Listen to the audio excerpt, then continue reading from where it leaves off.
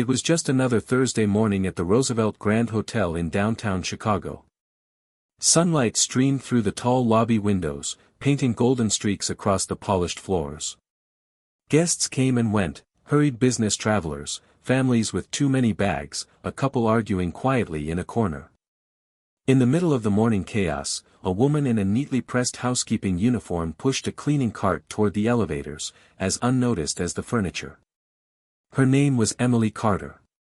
She was 27, with thoughtful brown eyes, a quiet confidence, and a work ethic that didn't go unseen by her supervisors, though it often went unrewarded.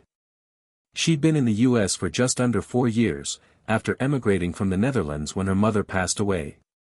She came to help care for her sick grandfather, working whatever job she could to send money back home to her younger sister in Rotterdam. Life hadn't given her many breaks, but she kept going. Always. She had a degree in modern languages and linguistics, fluent in 4 tongues. But no one ever asked. No one ever knew. Room 1712. She knocked. No response. Emily swiped her keycard and walked in. Quiet. Unoccupied. She moved into action, changed the linens, took out the trash, scrubbed the bathroom floor. It was routine now. She could do it with her eyes closed. But she never rushed. Her mother used to say, "How you do anything is how you do everything." Emily believed that. As she was folding the towels on the edge of the bed, her phone vibrated in her apron pocket. She quickly pulled it out, worried. It was her little sister, Anna. "Hello, Zustje," she answered softly in Dutch. "Got het goed met opa."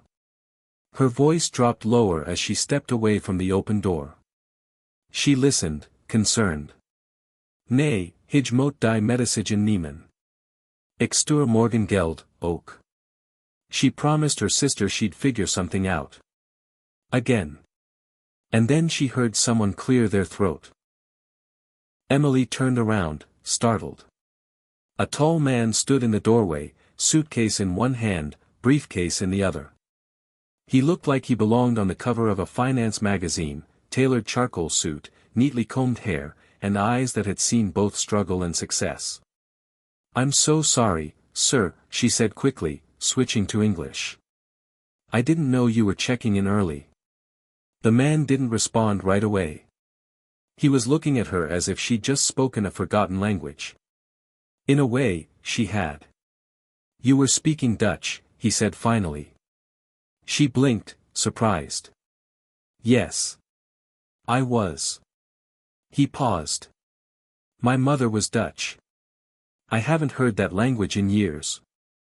Emily tilted her head. "You understood it?" He smiled faintly. "Bits and pieces." It brought back memories. She offered a polite smile and stepped aside. "I'll finish quickly and be out of your way." But before she could reach for her supplies, he spoke again. "What's your name?" "Emily. Emily Carter."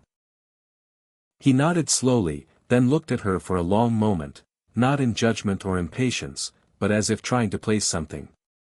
Finally, he said, "Thank you, Emily." She nodded, confused, and hurried out of the room. She didn't know then that her life had just changed.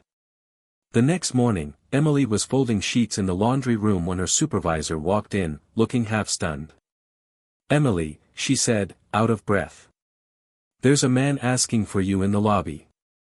He said his name is Mr. Blake Anderson." Emily furrowed her brow. "Who?" Her supervisor waved her hands. "Room 1712. The guy who owns Anderson Global." Emily's heart skipped. Anderson Global. One of the biggest multinational consulting firms in the country. That man. She walked to the lobby, her mind racing.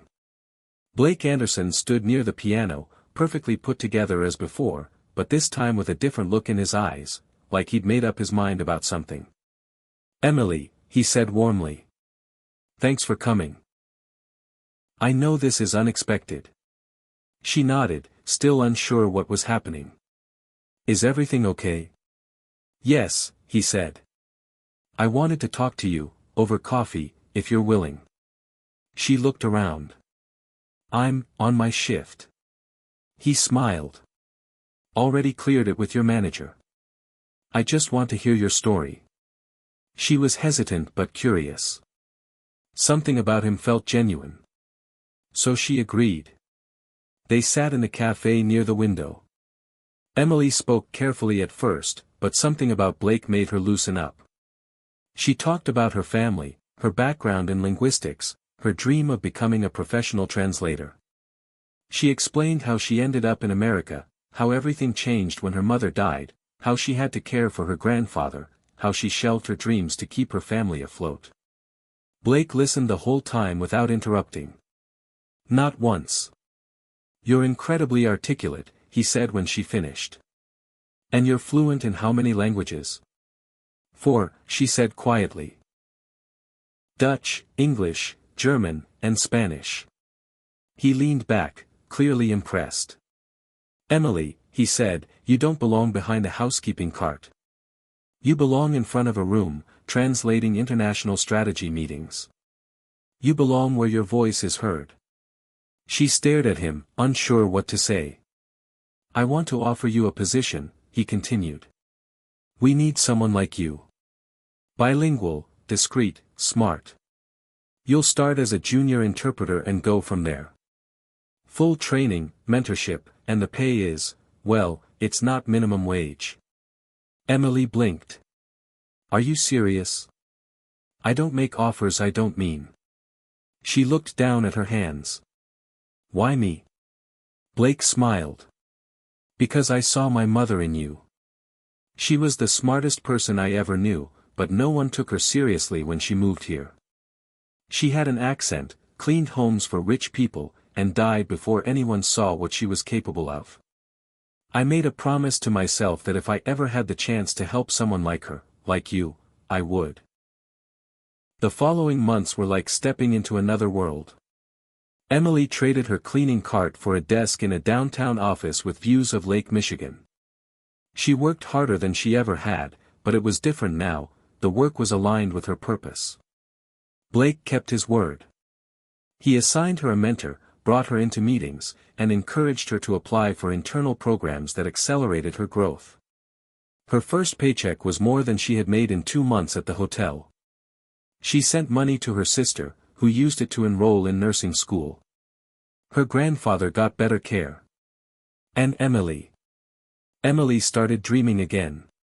One evening, after an exhausting but fulfilling day, she found herself riding the elevator up to the executive floor for a quarterly meeting. When the doors opened, Blake was waiting. He looked at her with quiet pride. You ready for your first translation briefing? She smiled. I think I am. You know, he said as they walked down the corridor together, you changed my life too. She looked up. How? That morning, he said, when I heard you speak Dutch, it brought back memories of a woman who gave me everything. I lost her voice years ago. You gave it back to me. Emily didn't know what to say. But in that moment, she understood something deeply. Sometimes, your voice can change more than just your own world. It can open doors you never knew existed. It can reach someone's heart, even in silence. And it can turn a job in a hotel room into the first step toward a destiny you thought you'd lost.